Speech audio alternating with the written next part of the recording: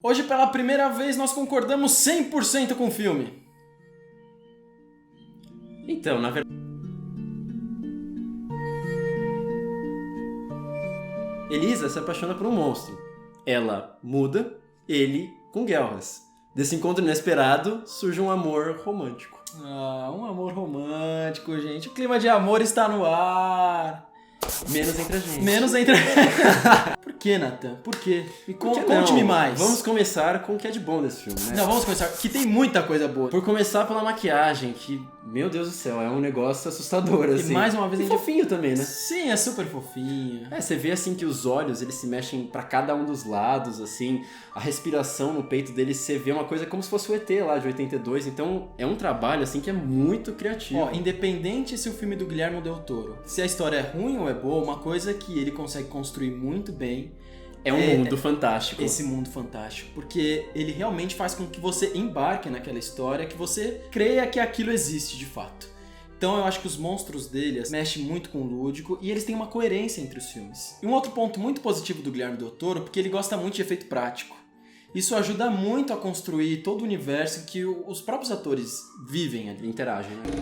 Esse filme ele faz muitas referências, então tem toda a questão do monstro, né? Que o Del Toro ele ama essa mística que tem dos filmes lá da década de 40, 50. Sim, esse monstro ele é uma inspiração direta ao monstro da Lagoa Negra de 1954. Que se você pegar realmente, eles têm uma semelhança muito, muito grande. Se você for ver, ele também discute temas assim de amor interracial, né? Porque eu acho que a metáfora grande é justamente isso, né? De uma mocinha com outro cara, poderia representar um negro, poderia ser um amor LGBT. Porque esses dois personagens, eles estão à margem de uma sociedade ideal, né? Porque exatamente. Ela é muda e faxineira, e ele é um monstro vindo da América do Sul. Então, assim, são personagens que são totalmente distintos do que seria um padrão norte-americano. Essa colagem de referências, né, que o Del Toro faz, porque se for ver, sei lá, desde a década de 30, talvez até antes, acho que o Vagabundo e a Cega faz um paralelo muito parecido, né? O Vagabundo como um monstro social e a Cega como a muda desse filme do Luzes da Cidade, do Chaplin. E o legal é que o cinema, ele é referenciado o filme todo, porque ela mora em cima de um cinema,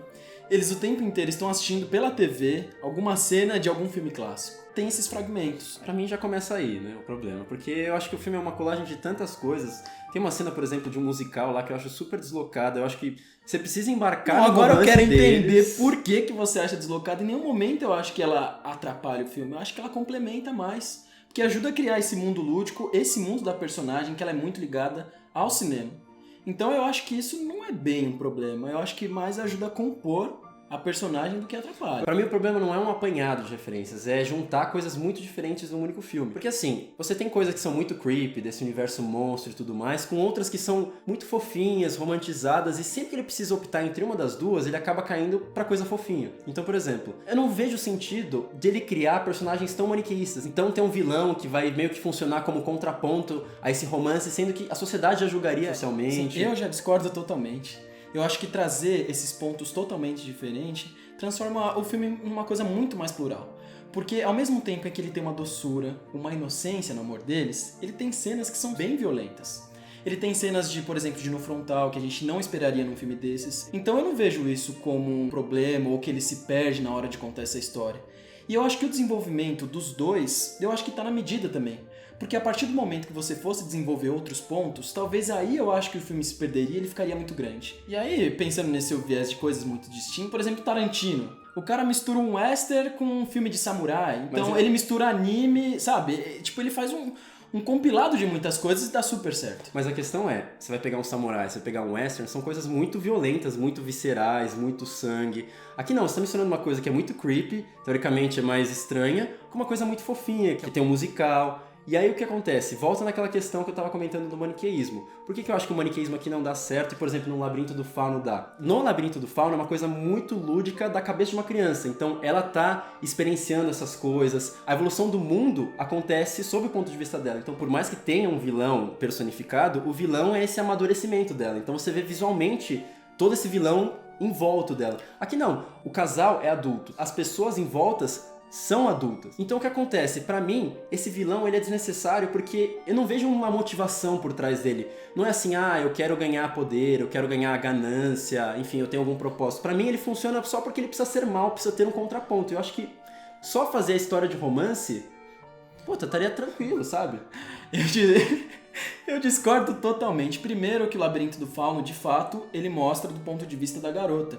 E ele traz o amor de uma pessoa que nem imaginava se apaixonar. E ela tem um amor muito puro. Então aí torna a coisa totalmente coerente, porque é lúdico através do ponto de vista dela, sabe? Dentro de um laboratório, o governo mexe com coisas que a população nem imagina que existem. Sim, eu acho que essa é a premissa para que o filme comece a se desenrolar. Aí o filme se desenrola, o que é? O filme é uma história de amor. Só que aí nesse meio tempo ele precisa encampar um vilão para que essa história de amor se desenvolva. Mas eu não acho que é necessário esse vilão. Não, entendeu? mas aí se não tivesse vilão, você ia dizer que é muito fácil esse amor dos dois, ele ia ocorrer muito... Ele tá ali exatamente para se opor, para que eles não consigam ficar juntos.